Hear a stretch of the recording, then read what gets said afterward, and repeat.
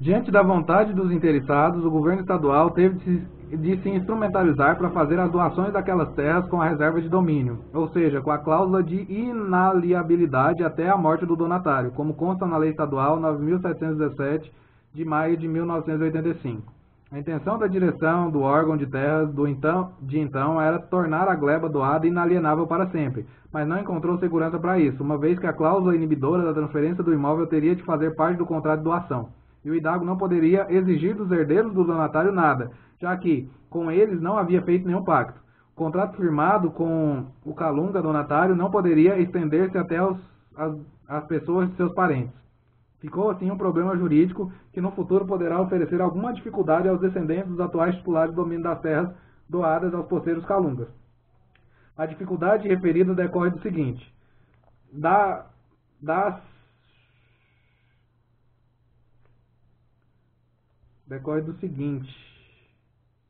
e, sendo a região por demais acidentada, se fosse o calungueiro habitar no local onde tem sua roça, ele se tornaria vulnerável aos males vindos de fora. Dessa forma, eles habitam próximos das nascentes e das margens dos regados e trabalham em suas lavouras de subsistência, às vezes numa distância de até 6 km. Toda a área para a qual a discriminatória administrativa foi proposta acabou sendo arrecadada. Não havia nenhum imóvel constante nos registros paroquiais da região discriminada, matriculado no cartório de registros imobiliários respectivo, que é o de Monte Alegre. Arrecadada a área, procedeu-se às matrículas no cartório de registro de imóveis e tabelionato de notas de Monte Alegre de Goiás, como segue, conforme pesquisa em loco nos livros respectivos. Fazenda São Pedro, Fazenda Sucuri, Fazenda Riachão, Fazenda Tinguizal, Fazenda Sereia, Fazenda Barra, Fazenda Campo Grande, Fazenda Carolina, Fazenda Curral da Taboca, Fazenda Contenda, Fazenda do Meio, Fazenda Bom Jardim, Fazenda Boa Sorte. Fazenda Sereia, denominada pelos calungas Saco Grande. O vocábulo fazenda substitui o que os calungas chamam de município. A regularização fundiária como afirmação da cidadania. A primeira reivindicação feita ao governo pelos calungas, que se tem conhecimento, foi pedir providências para se evitar a grilagem em suas terras, o que ocorreu em 1984, não obstante tratar-se de um povo que tem posse de mais de 200 anos, porque advindo de quilombos formados no século XVIII. Com essa pretensão, os Calunga passaram a fazer outras reivindicações. Primeiro passo da afirmação da cidadania Calunga. O primeiro passo dado para a contemplação e afirmação da cidadania Calunga foi o pedido para se evitar a grilagem e, de consequência, fazer a legitimação das terras aos poceiros. O trabalho de regularização fundiária promovido pelo Hidalgo importou no despertar da cidadania a todos os negros habitantes daquela área. E aqui se fala em cidadania junto à sociedade nacional, a sociedade que circunda os Calunga, não na cidadania do seu meio.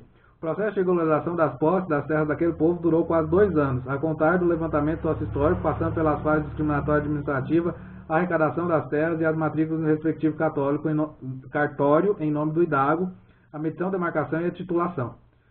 Durante as etapas mencionadas, a antropóloga Mary Baioc deu sustentação científica ao projeto como um todo. Essa cientista coordenava o projeto Calunga Povo da Terra, da Universidade Federal de Goiás, que mantinha convênio com o Hidalgo e também como servidor do Estado de Goiás, lotado na Secretaria de Cultura. No decorrer dos trabalhos discriminatórios, exatamente na fase em que os poceiros compareciam para formalizar seus respectivos processos, descobriam-se 2 condições limitadoras da cidadania da vida dos descendentes do quilombo, ali habitantes.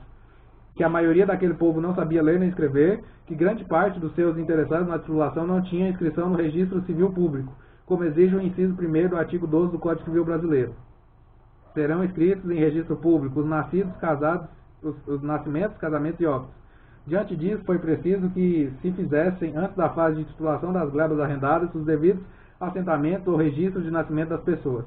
Foi por isso que o governo de Goiás e do município de Monte Alegre se mobilizaram para a realização dos trabalhos de documentação pessoal, porque sem essas providências se tornaria impossível efetivar a regularização fundiária das terras arrecadadas. Montou-se uma equipe composta de servidores técnicos de apoio para se deslocar à região Calunga e ali documentar as pessoas. A equipe se compunha de funcionários da Secretaria de Segurança Pública, do Instituto de Desenvolvimento Agrário de Goiás, do município de Monte Alegre, do Cartório de Registro Civil de Pessoas, o juiz de paz do Distrito Judiciário de Monte Alegre de Goiás. Com essa comissão foi possível atender na Serra da Contenda, na localidade denominada Curralinho, os Calunga. fazendo registro de nascimento, emitindo carteiras de identidade, promovendo casamentos civis, bem como orientando-os no tocante à expedição de títulos eleitorais, em face da Lei 7.372, de julho de 1985, que entraram em vigor havia poucos dias e que permitiu ao analfabeto votar, conforme disposto no artigo 18, sendo assim redigido. O alistamento eleitoral passa a ser feito dispensando-se a formalidade de o próprio alistando datar o respectivo requerimento, e quando este não souber assinar o nome, aporá a impressão digital de seu polegar direito no requerimento e na folha de votação. Parágrafo único.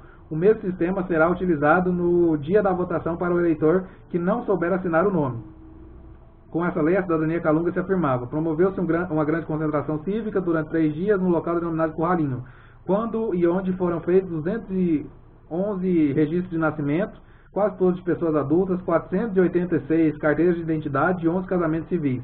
No cartório de registro de pessoas naturais de Monte Alegre, as pessoas que se registraram na concentração, promovida pelo governo naquela oportunidade, bem como as que se casaram civilmente, estão arroladas no livro 23, das folhas 149 a 203, compreendendo os registros de nascimento número 2005 a 2216, e encontram-se os de casamento no livro B8, folhas 49 a 59, dos números 168 a 178. Vê-se que poucos foram os casamentos, e que a maioria dos casais não se dispôs a unir-se no laço da lei civil, sob a alegação de que na verdade eles já eram casados. Sendo as pessoas aptas a receber os títulos de terra, os mesmos devidamente preparados receberam títulos na área mencionada, da 220 famílias, no final do ano de 1985. Agora, em 1993, após 8 anos da entrega daqueles títulos, foram entrevistados por amostragem, como se vê nos anexos, vários beneficiários da regularização de posse de então. Verifica-se que todos respondem com firmeza que estão tranquilos e sem medo da tomada de suas terras. Vê-se daí que os resultados são positivos para a segurança do cidadão, cuja posse agrária passou a ser também de propriedade imobiliária. Essa tranquilidade advém da posse de domínio, o que faz com que o cidadão calunga tenha os direitos respeitados.